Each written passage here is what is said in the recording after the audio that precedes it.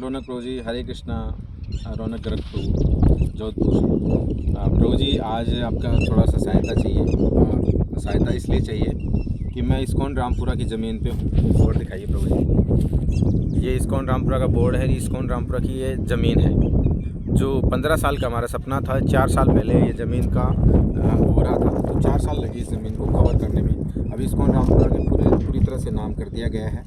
मैं बताना ये चाह रहा हूँ कि हमारी ज़मीन यहाँ से शुरू हो रही थी, यहाँ से शुरू हो रही थी, और ये ज़मीन की जो पट्टी है ना, वो यहाँ गाड़ दी गई। जो हमारे साइड में खसरा नंबर बोलता है ना, उसने ये गाड़ दी पट्टी, क्योंकि हमने बोला कि हम इस पर कंस्ट्रक्शन करेंगे, इस ज़मीन को बोना मत। क्योंकि जो डोनर था वो बाहर का था, उसने तो दे दिया, लेकिन ये परिवार के इनके संबंधी थे, इनको दिक्कत हो रही है कि ज़मीन ये मतलब कि अपनी होनी चाहिए ऐसे करके। तो यह है क्या कि जी देखो, आप लोकेशन देखो ज़मीन की। ये तो डबल रोड जाता है, अभी पास हुआ है। वो अंडर ब्रिज है, यहाँ से मतलब रेलवे स्टेशन है, रेलवे स्टेशन मतलब पटरियाँ हैं, और एकदम पास में ही है सारा कुछ, सब कुछ है ना। और इसके इर्द गिर्द में कम से कम 15 गांव लगते हैं। ये गांव बहुत अच्छी लोकेशन पे है, और उस साइड में रामपुरा है, उस साइड में रामपुरा है, और रामपुरा यहाँ से 1.5 किलोमीटर दूर है।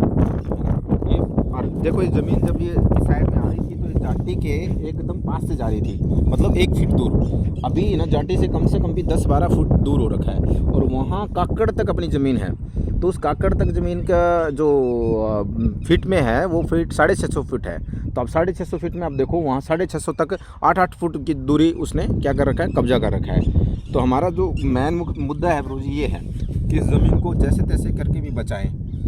अगर इस ज़मीन को नहीं बचाएंगे तो ये कब्जा कर लेंगे लोग, है ना, कब्जा कर लेंगे। जो प्रभुपाद की ज़मीन, हम अपनी ज़मीन के लिए दुनिया मर जाती है, लड़ जाती है, लेकिन प्रभुपाद की ज़मीन के लिए हम करें ना, तो वो 24 पीढ़ियों का उद्धार होता है, ऐसा बताया जाता है। हाँ, और अगर यहाँ भगवान का मंदिर बनाया जाता है, अब ज़मीन की रक्षा के या भगवान के लिए ज़मीन के लिए कुछ किया जाता है, तो वो बताया जाता है कि उसको भगवान गोलोक वृंदावन में महल बना के देते हैं, या फिर उनकी व्यवस्था करते हैं, ऐसा शास्त्रों में वर्णन आता है। तो रौनक प्रभु जी, ये आपके पास बड़ा अवसर है, मेरे मुख से ये चीज़ निकल रही है, तो ज़रूर भगवान कहीं ना कहीं से